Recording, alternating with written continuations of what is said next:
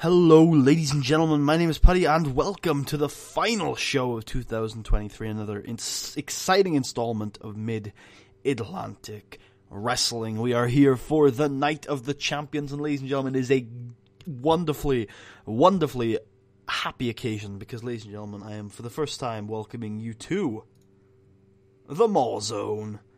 That's it, right? We have finally created a venue. For cost reasons, I decided to make a venue, see how it did on the cost side of things. We ended up spending around $106,000 on it, and it has reduced our costs. At the Capitol Gardens, we were paying $9,000 a month, and here at the Mall Zone, we're going to be paying $7,200. It's 1,000 more capacity, which I think we might be able to fill within the next year or so every month. Because the economy is rising. The wrestling industry still falling. Hopefully it'll start rising soon. I'm hoping. But also it's a hotbed, which means I think we're going to get higher attendances than is advertised. Hopefully. So anyway, and even just 586 more people is going to be a lot more money every month, and we're also paying less to hire it. So it is a financial investment that is going to increase our cash flow. How to what extent, I don't really know, but it is going to increase our cash flow. So, let's get into the show tonight. The big things on the docket are our main event of the evening, which is Logan Wolfsbane taking on Skip Boo for the World's Heavyweight Championship. Big match there. Our first World Heavyweight Championship defense in Mid-Atlantic Wrestling for quite a while, actually, so it'll be good to get back on the COTT radar, as it were. Also, we have 4 Ripcord Invitational qualifiers tonight. The reason for that is that this year the Ripcord Invitational is going to be a 2-day event. We're going to be holding it on a weekend, probably a Friday and Saturday, and we're going to be having a big blowout weekend, 2 shows, 16-man tournament. The first round will be on the first day, and then the quarterfinal, semifinal, and final will be on the second day, and we're going to have 4 participants from 4C. We're going to have 4 participants from Oli. We're going to have 4 participants from Freedom Caribbean Wrestling. And we are going to have 4 participants from Mid-Atlantic Wrestling. And our 4 participants will be decided tonight in 4 separate qualifying matches. So excited for that. We also have the World Tag Team Championships on the line tonight as Devil May Care defend their World Tag Team Championships against George Wolf and Papa Dan. We also have Audi Goon in action against a few of the youngsters, but that's more of a rest match, so we'll get into that as it comes. We kick things off with the World Tag Team Championship match. Devil May Care use their Valhalla attitude in a packed Mall Zone. Sold out crowd here for the first ever show at the Mid-Atlantic Dojo. Kitted out for a wrestling show, of course, as Devil May Care. They don't care how many concussions, how many broken bones they get, so long as they get their glory.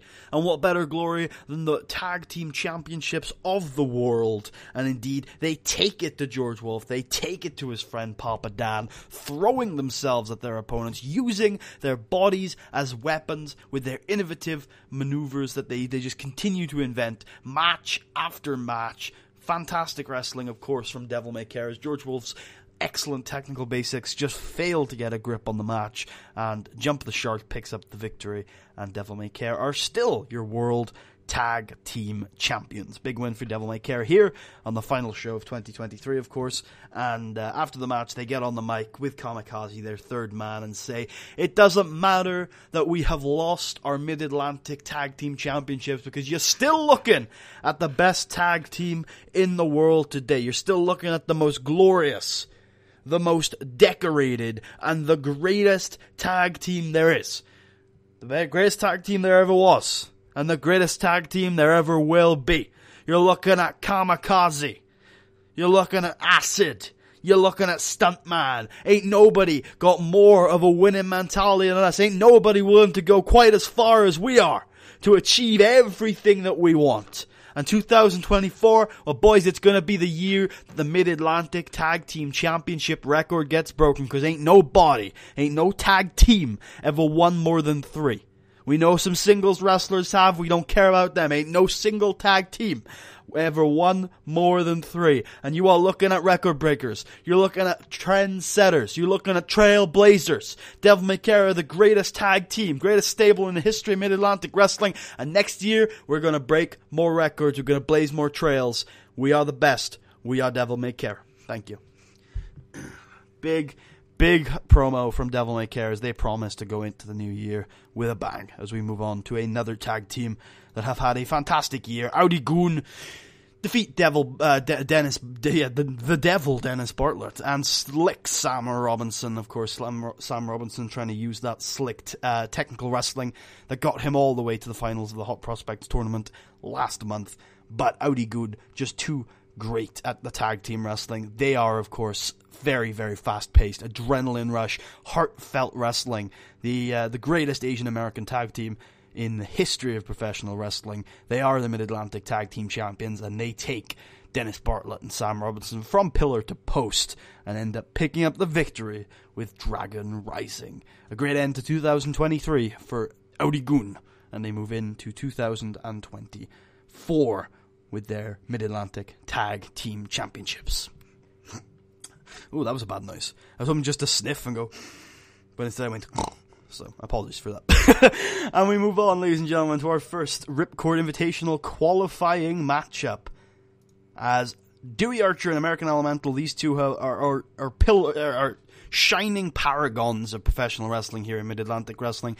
We here at Mid-Atlantic Wrestling gave these guys a start on the ladder of graps, and both men have gone on to do absolutely great things. With American Elemental, he's gone off to Japan, he's gone off to Pride, and done some amazing things over there, as you'd expect from his legacy and his reputation. I think he's also worked world level a couple times.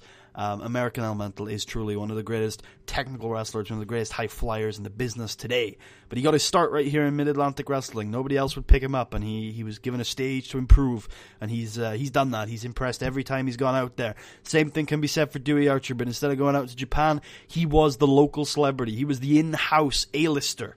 Dewey Archer, the most must-see superstar in Mid-Atlantic Wrestling history. And this year, he won the Mid-Atlantic Heavyweight Championship. No doubt about it, one of the greatest names in Mid-Atlantic history, the architect of your destruction, Dewey Archer. You can't deny it. Not many people have won that Mid-Atlantic Heavyweight Championship, and he's on that list amongst some of the great names like Island Boy Apollo, Greg Gage, Ernest Youngman, Giant Brody, the Big Money Monster, James Diaz, Logan Wolfsbane, some huge names. And Dewey Archer is right there with him, one of the greatest technical wrestlers in the business today.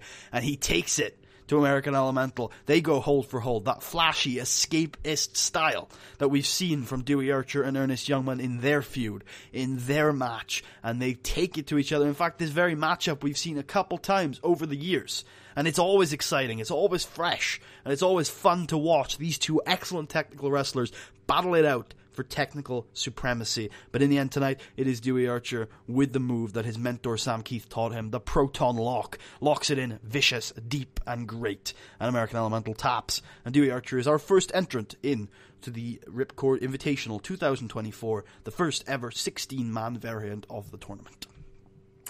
He will be there on at least day one, so that's good for him.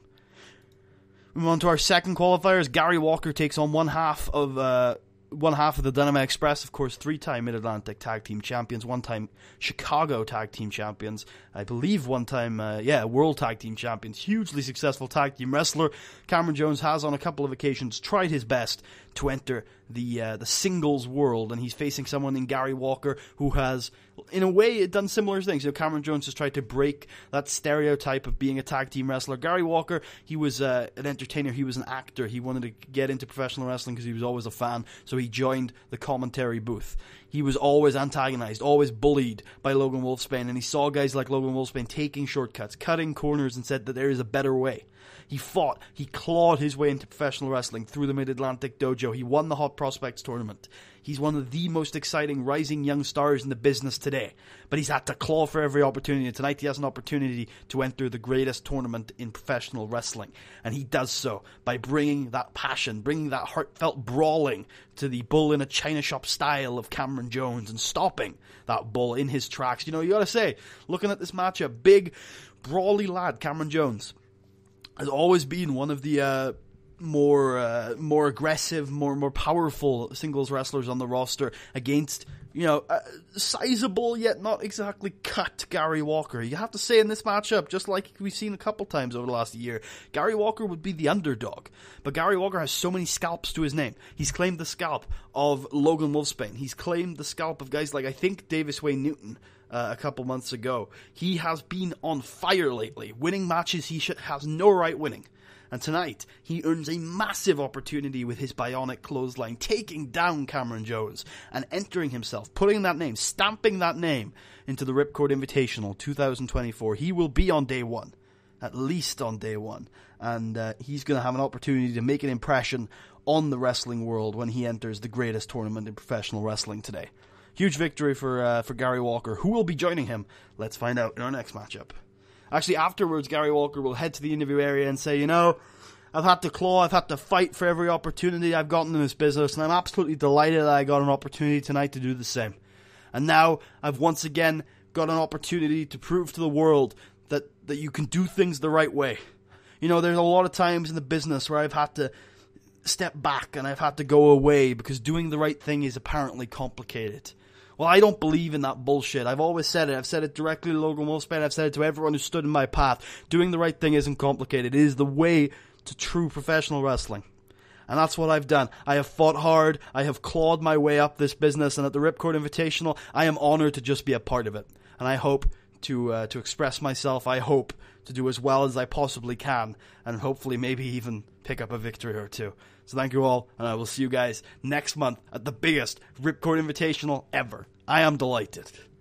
Gary Walker, so happy to be a part of the Ripcord Invitational. Good for him. Good for him. And Robin DeLay also books his slot in the Ripcord Invitational with a wild brawl against, I think it was a wild brawl anyway. Yeah. It was a wild brawl against Cowboy Brad Blaze. Fists flying. Cowboy Brad Blaze, he's a professional cowboy. And there's only two things he knows for sure. One is those fists can beat anyone in the business. And two, Robin DeLay needs a fisting. And that's exactly what Cowboy Brad Blaze does tonight. He fists Robin DeLay repeatedly, viciously, brutally. Robin DeLay just gets massively fisted tonight.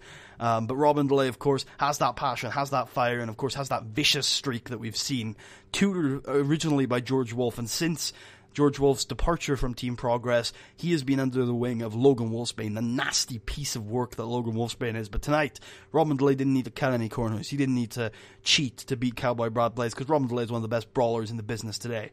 And he uses those big bombshell fists of his to beat down the professional cowboy and pick up the victory with the Dale Down power bomb.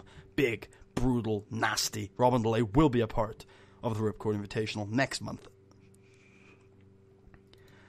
And Papa Dan comes out with a microphone, and Robin DeLay looks very confused. He's smiles a little bit like, "Go on, talk, Papa. It's been a while since we've been face to face. What do you want to say?"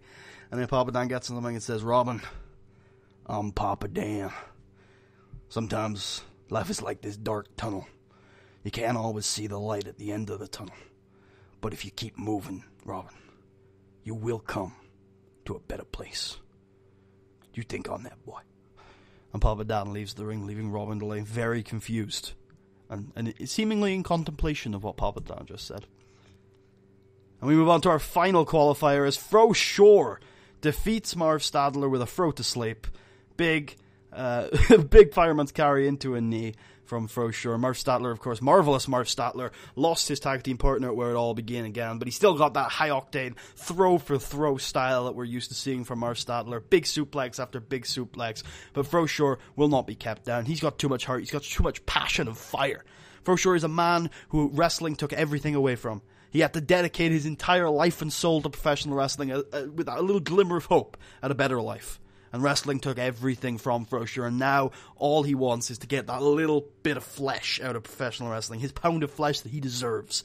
And now he will get that opportunity, entering the most prestigious tournament in independent American wrestling today, the Ripcord Invitational. Fro will be there on day one next month. So we have our Mid-Atlantic Wrestling participants, Dewey Archer, Gary Walker, Robin DeLay, and Fro Shore.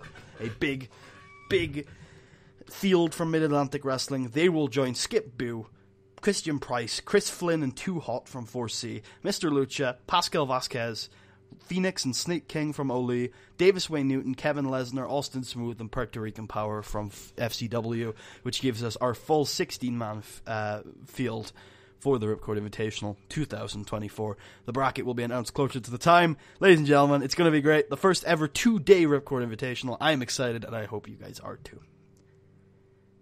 We head to the interview area with Dewey Archer, has just recovered from his victory earlier tonight over American Elemental. He gets on the mic and he says, this is a joke. I actually, when I hear that the Ripcord Invitational was going to be a 16-man tournament, I thought it was going to be the best of the best. I thought it was going to be the biggest, the brightest, the greatest tournament in history. And all I see is a joke. I mean, Gary Walker, a part of the Ripcord Invitational. I can buy Robin DeLay. He's a big lad. For sure, he's had his ups and downs, but he's a good wrestler. Gary Walker?